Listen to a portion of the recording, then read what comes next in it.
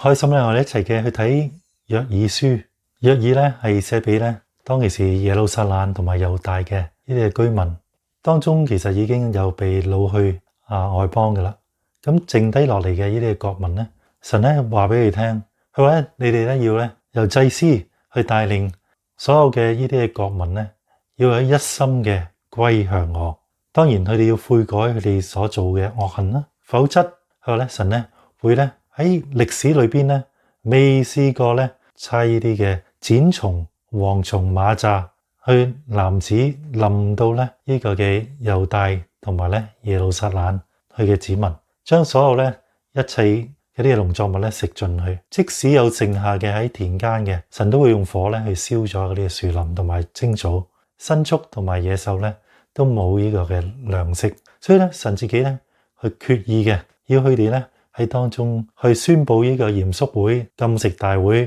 去一心嘅去歸向耶和華我哋嘅父神，否則呢啲嘅蝗蟲、剪蟲、螞蚱、蝻子就好快咧一次過嘅嚟到。佢話神咧，並且話俾佢聽，如果你哋一心嘅歸向我嘅時候，神就應許咧賜福俾佢哋，即或咧有被食去嘅，神都會咧償還俾佢哋，並且賜佢哋咧五穀新酒同埋油，大大嘅農作物咧有好嘅收成，並且咧佢哋咧能夠喺被列邦嘅轄制當中，神亦都會咧去幫助佢哋，唔再咧受呢啲列國嘅轄制。有一日亦都俾佢哋咧被擄嘅人，就係呢啲耶路撒冷同埋猶大嘅呢啲神嘅子民，可以再一次嘅歸回本地嘅當中。神亦都應許佢哋，佢話有一日喺將來裏邊咧，我一定會咧將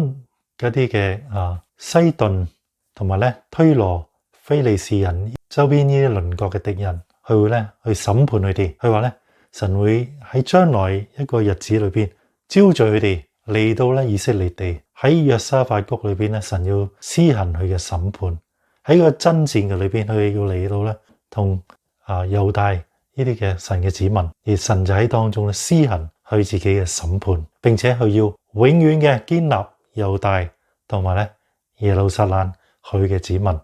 直到咧永遠。我哋記得到咧呢個就係嗰份福分，神要俾佢睇到，當我哋樂意一心歸向神嘅時候，神係可以永遠堅立佢哋到底。相反，即使列國都會咧受神自己嗰個審判而咧敗亡喺佢哋面前，好清楚噶。當我哋基督徒嘅路都係，當佢喺當中如果唔去留心神自己嗰個嘅管教，喺事情發生喺佢面前嘅時候，佢好似以色列人咁樣，神其實要去即時嘅喺當中去跪低落嚟，向神咧去悔改，向神咧去認罪，以致咧佢哋咧可以重新領受咧神所應許喺耶穌裏邊嗰個福氣，聖靈裏邊所嗰個復興，同埋咧